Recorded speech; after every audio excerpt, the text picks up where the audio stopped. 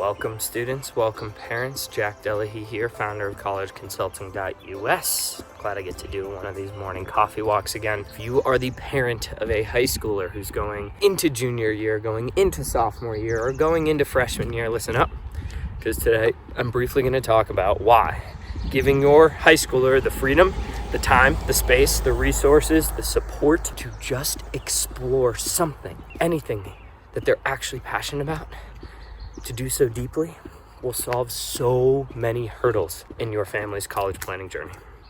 So I'm going to talk about some of those hurdles.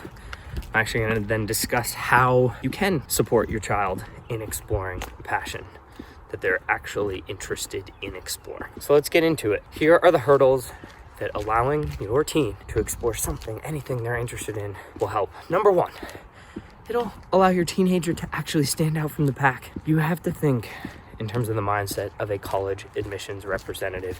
They're seeing thousands and thousands and thousands of applicants. And everyone's got pretty good grades, and everyone's got a pretty good standardized test score, and everyone's got pretty good essays. You need to give your child that it factor, to stand out from the pack, just to be unique, to be different, to be interesting. And the easiest way to do that is to give your child the freedom to explore something, anything they're passionate about. So when it comes time on their college applications, when they've got those pretty good grades and they've got those pretty good test scores and they've got those pretty good essays, all of a sudden it's, wait, this applicant is like super interested in, magic. And they go to like magic camps or magic performances, and they're into the history of magic, and they've read books on the top magicians ever, and they know Houdini's 4 most famous performances. All of a sudden, as an admissions rep, you're like, this is cool. This applicant's different. They're unique. They stand for something.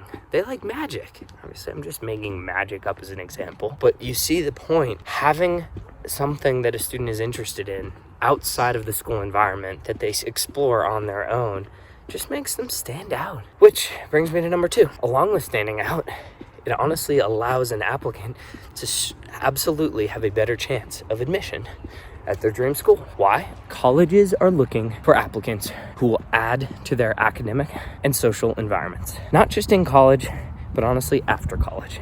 They're looking for students who will go through their 4-year college curriculum, graduate with a degree, do great things in the world, and consistently say, I went to insert school. That's what they're looking for. And these days, we live in a society that's based on performing in one single area. The neurosurgeon that you know might not be the best architect, right?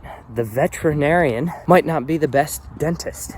And that's okay. We live in a society these days of specialization. Colleges want to see that a student is willing to find anything that they're interested in and then explore it 1, 2, 3 levels deeper than the typical teenager does. Because when they do that, it shows that they'll be a great member of the college and perhaps a great member of society. Number 3, the reason why I think this is more important than anything else is it actually, if a student goes through and explores something they're interested in and takes the time to learn and takes the time to invest in it, it's amazing how much they will learn about themselves.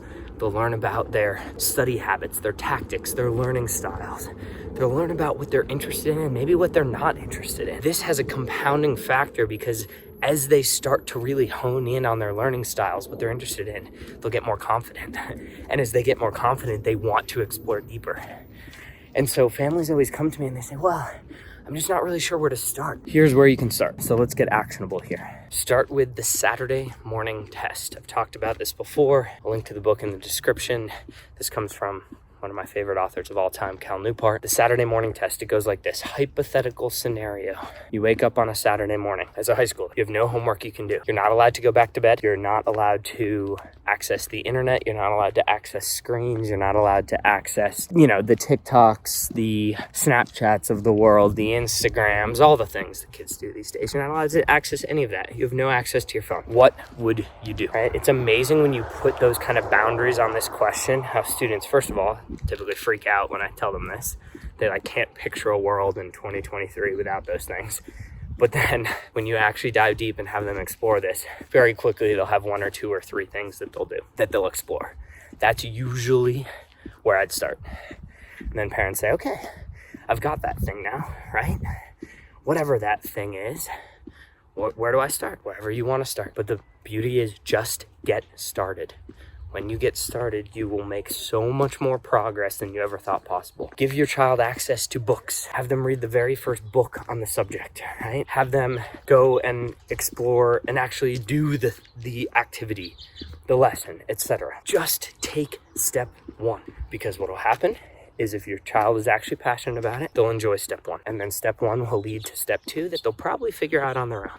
And step two will lead to step four. And by the time they're at step 20, they are an interesting, unique applicant that has a fantastic, unusual item that they can add to their application that will help them stand out from the pack, that will allow them to write unique essays on, that will allow them to learn about themselves. It will have a compounding effect. So if you find this helpful, let me know in the description. If you have any questions on, Jack, how do I go about helping my student more discover these passions? We're uncertain where to start. Let me know. You can put it in the comments. I'll answer. I'll see if I can help you out. If you also do want to learn more and you want specific exercises that we have created at collegeconsulting.us to help students brainstorm what they're passionate about and then help them actually come up with activities that they can utilize over the summer to help further those passions, guess what? We've got entirely free activities for you. It took me days of my life to invent.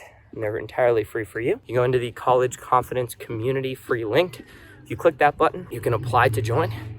I will let you know. You will have to fill out 3 questions in order to join, and I will review them personally. The reason we do that is I want to make sure that the community stays strong with amazing, thoughtful students and parents who are trying to improve on this college planning journey. Again, let your child explore their passions. When you let your child explore their passions, that has a compounding effect. Just take step one. Just have them start with step one. And it's amazing, especially over a summer here in multiple months. If they dive deep and explore their passions, it'll help in a plethora of ways over the years to come, an eventual college planning journey. That's it. Cheers. Look forward to seeing you in the next video.